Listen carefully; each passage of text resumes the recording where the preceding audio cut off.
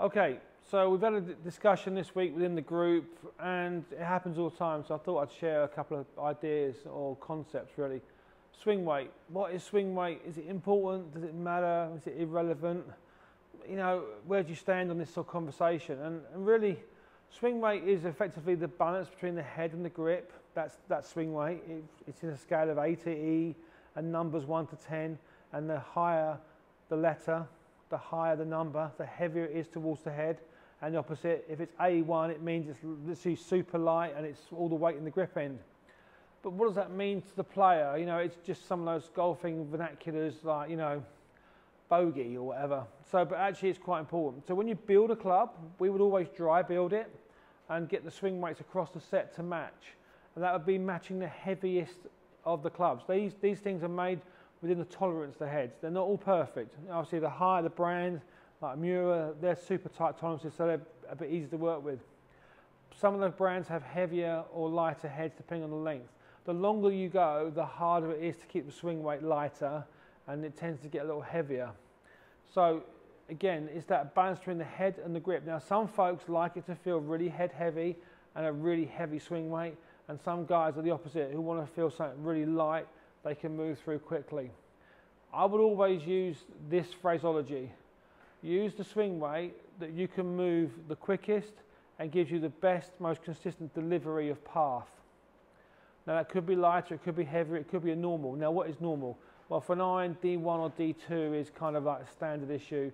D3 would be slightly heavier, and D0, back in the day, those who had old Ping I2s, they were made about C9, D0. Ping believed in a light swing weight, and those heads were quite light. But that was easy for them to make longer clubs because the swing weight then stayed somewhere near within scope. So what I would say is, Mr. Lead Tape, old as God, but it's very effective. If you feel that you're in the bay, you're hitting shots and it feels a little light, or you would like to try a heavier swing weighted head, we always have lead tape on the house.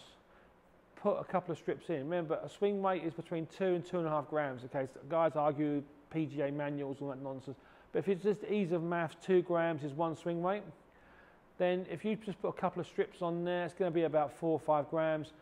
We have swing weight measures here, but we can do it in almost like a artisan way of just getting you to feel it. How does that feel? That feels really good. That feels actually great. That feels too heavy. Okay, well then you can take it off. We would always do that. Some people like to feel that weight. So that's kind of a discussion on swing weight. Yes, it is important. Yes, it works. What I would say is, and this is something which is a bigger discussion for the industry, is if you get someone with big paws who wants a mid-size or oversized grip, that extra weight in the grip will make it feel very light swing weight wise. So that's an interesting discussion, that the grip does change the swing weight massively. And if you get someone who's bought a set of clubs that are standard grip size and then want to go to mid-size or oversize, when you put them on, that swing weight's just going to go shing, going to go really light. So you might have to actually rebuild them to get them to feel, you know, what would be normal. So that's a discussion to have, and how you factor the grip in when you build the swing weight, because that's really important. But good for the topic discussion and good for a few comments.